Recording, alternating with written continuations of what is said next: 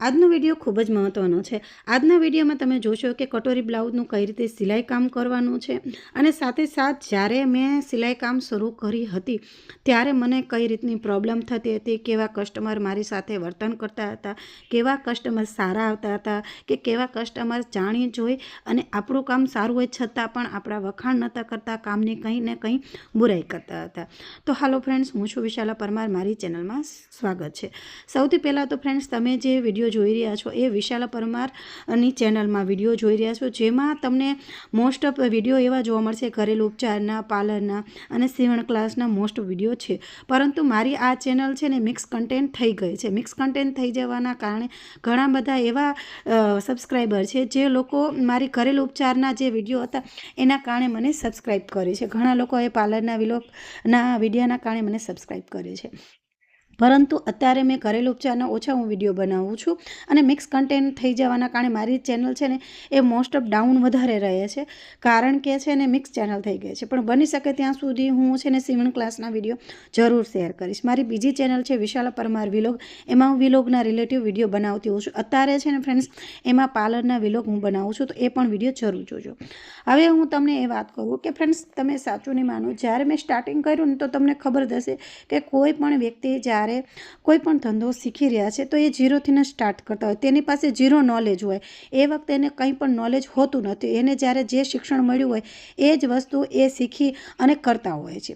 જેમ કે હું જ્યારે શીખી, તો હું જ્યારે સૌથી પહેલાં શીખીને તો હું પોતે 10મું ધોરણ ભણતી હતી ત્યારે હું શીખી। હવે તમે સમજી શકો છો કે હું પોતે ટીનેજર અવસ્થામાં હતી ત્યારે હું સીવણ ક્લાસ શીખી હતી અને ત્યારે જ હું પાર્લર શીખી હતી। બંને એક સાથે જ હું શીખી હતી। પહેલાં હું પાર્લર શીખી અને પછી મને રસ દાખ્યો સીવણમાં, તો હું સીવણ પણ શીખી છે, એટલે બંને હું શીખી ગઈ। પરંતુ થયું એવું કે જ્યારે હું શીખીને એ વખતે મારી પાસે સંચો નહોતો। પહેલાંનો સમય એટલો અઘરો હતો ને કે આપણી પાસે કંઈ વસ્તુ નહોતી, મા બાપની એટલી પોઝિશન નથી કે આપણને બધી વસ્તુ લાવી દે, કારણ કે એ વખતે સંચો પણ એકારે 10,000 15,000નો સંચો મળતો હતો, તો એટલી બધી પરિસ્થિતિ અમારી સારી નહોતી કે મને સંચો લાવી દે।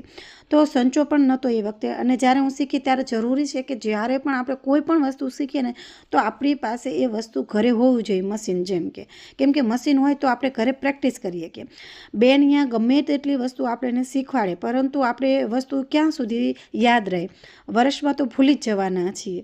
તો મારી સાથે પણ એવું થયું। 6 મહિનાનો કોર્સ કર્યો, 6 મહિનાનો કોર્સ કરી મને બધું કમ્પ્લીટ આવડી ગયું। એ વખતે એવું હતું કે પહેલાં છાપા પર કટિંગ કરાવતા, છાપા ઉપર હાથ સિલાઈ કરાવતા અને પછી જ મેન ફેબ્રિક ઉપર કટિંગ કરાવતા હતા। જ્યાં સુધી છાપા પર વ્યવસ્થિત કટિંગ અને સિલાઈ ન થઈ જાય ત્યાં સુધી રહીને કાપડ ઉપર કંઈ પણ વસ્તુ નહોતા કરાવતા। અને એક સંચા ઉપર મોસ્ટ ઓફ છે ને તમે 2-3 જણાના વારા હતા, અડધી કલાકમાં, એ રીતે અમે શીખ્યા હતા। હવે એ વખતે મને આવડી પણ ગયું અને મેં કરી પણ નાખ્યું, પરંતુ મારી ભૂલ એ હતી કે હું જ્યારે શીખીને એ પછી તરત જ રહીને મેં સિલાઈ કામ ન કર્યું અને એનું ફળ મને એ મળ્યું કે હું ભૂલી ગઈ। પછી મેં પાર્લરનું તો મેં પહેલાંથી જ ચાલુ રાખ્યું, કેમ કે પાર્લરના કસ્ટમર છે ને આવતા જ હતા, પણ સીવણના કસ્ટમર ઓછા આવતા હતા। એ વખતે મારી પાસે સંચો નહોતો અને જ્યારે સંચો આવ્યો ત્યારે મને થોડોક રસ ઓછો થઈ ગયો। પછી મારા મેરેજ થઈ ગયા પછી પણ મેં લગભગ 10 વર્ષ પછી સીવવાનું શરૂ કરવું, એ પહેલાં સીવવાનું નહોતું શરૂ કર્યું। હવે 10 વર્ષ પછી સીવવાનું શરૂ કર્યું તો આપણે જે બધું તો યાદ ન જ રહે, અને પહેલાંનું અત્યારનું તો ઘણો બધો ડિફરન્ટ છે। અને અત્યારે હું જ્યારે આ વિડીયો બનાવી રહી છું ને ત્યારે પણ ઘણો બધો ડિફરન્ટ છે। પહેલાં પણ કંઈક અલગ પદ્ધતિથી શીખવાડવામાં આવતું હતું અને અત્યારે પણ કંઈક અલગ પદ્ધતિથી શીખવાડવામાં આવે છે। એટલે પછી હું પ્રાઇવેટમાં જઈને શીખીને આવી। પહેલાં મને થોડું ઘણું આવડતું હતું, ખાલી ફક્ત આપણને ઓલું કહે ને કે એકવાર આપણને આવડી જાય, પરંતુ થોડીક ટકોરની જરૂર છે, એ રીતે મારે ટકોરની જરૂર હતી। પછી મેં 2-3 મહિનાનો ફરીને કોર્સ કરી નાખ્યો, જેમાંથી મને એ શીખવા મળ્યું કે પહેલાં છે ને પેપર ઉપર કટિંગ કરાવતા હતા અને જ્યાં હું પ્રાઇવેટ શીખીને તો અહીંયા ડાયરેક્ટ પહેરીને કાપડ ઉપર જ મને કટિંગ કરતાં શીખવાડ્યું। એ બેનને જે રીતનું નોલેજ હતું ને એ રીતનું નોલેજ એમને મને આપ્યું અને મારી પાસે જે નોલેજ હતું એ હું તમારી સાથે શેર કરું છું। જે રીતે મને શીખવાડ્યું છે ને એ જ રીતે હું તમને શીખવાડું છું।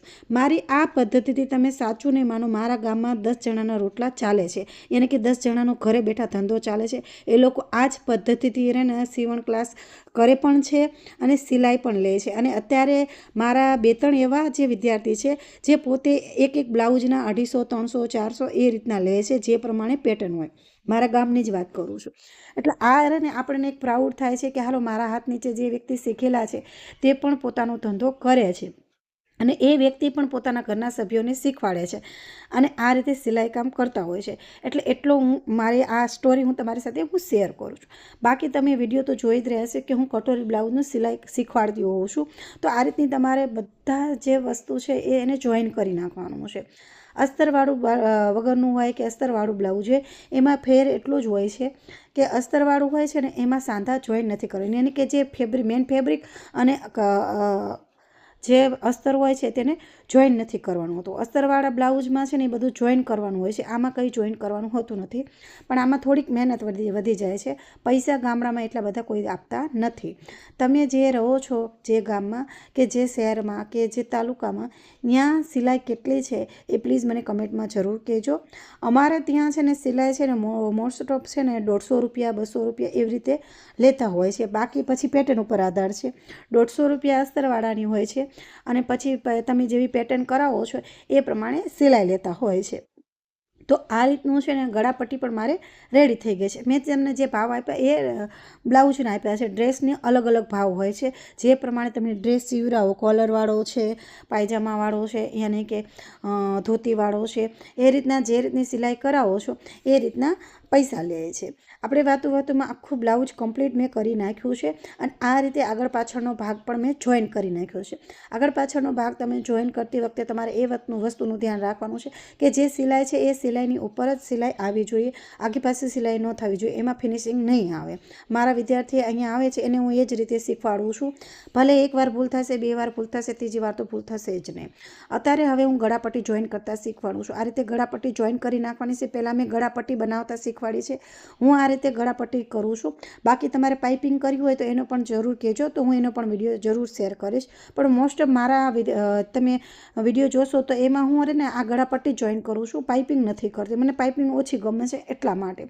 અને જેટલા લોકોને પણ હું બ્લાઉઝ સીવતી હોઉં છું તો એ લોકોને આ રીતે ગળાપટ્ટી જ લગાડું છું, પાઇપિંગ નથી કરતી. એક તો પાઇપિંગનું કામ વધી જાય છે અને બાકી પાઇપિંગ કરવામાં પણ થોડીક તકલીફ પડે છે. મને હું આવું કરું છું છતાં પણ હું તમને કહું છું, કારણ કે મને પાઇપિંગ કરવી નથી ગમતી ને એટલે હું કરતી જ નથી. હું કહી જ દઉં છું સામેથી. અને મારા કસ્ટમરને પણ પાઇપિંગવાળા બ્લાઉઝ નથી ગમતા. એ પણ મારી જે વાત છે જેવી હું છું.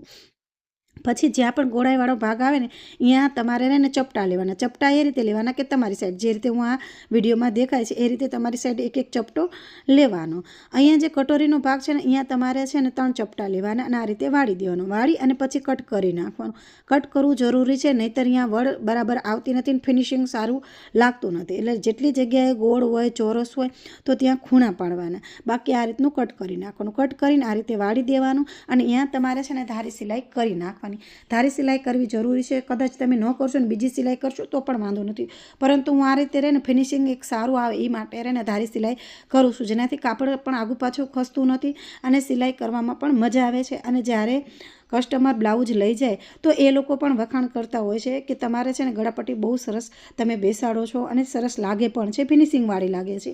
બહુ મોટી ગળાપટ્ટી ન કરવી, નહીં કરવી, અડધા ઇંચ જેટલી જ કરવી, જેનાથી ફિનિશિંગ વધારે સારું લાગે. અને અહીંયા છે ને અત્યારે શું ગામડામાં મોસ્ટ ઓફ શું હોય છે, તમને એક સાચી હકીકત કહી દો, બધા દાડીએ જતા ખેતીવાડીનું કામ કરતા હોય છે તો એ લોકોના બ્લાઉઝ છે ને એ વધારે મેલા હોય છે. તો શું છે, ગળાપટ્ટીમાં અહીંયા વધારે મેલ દેખાતો હોય છે. તો ગળાપટ્ટી લગાડેલી હોય ને તો એ નીકળતી પણ નથી અને બ્રશથી ધોઈએ ને તો એ તૂટતું પણ નથી. એના કારણે છે ને મોસ્ટ ઓફ જે પણ કસ્ટમર આવે છે એ લોકો એમ કહેતા હોય છે કે ગળાપટ્ટી લગાડજો, પાઇપિંગવાળી ન કરતા. હવે આપણે ફિટિંગ કરી નાખશું. તો ફિટિંગ કરવામાં છે ને પહેલાં તમારે માપ લઈ લેવાનું કે બધી સાઈડ બરાબર છે કે નહીં.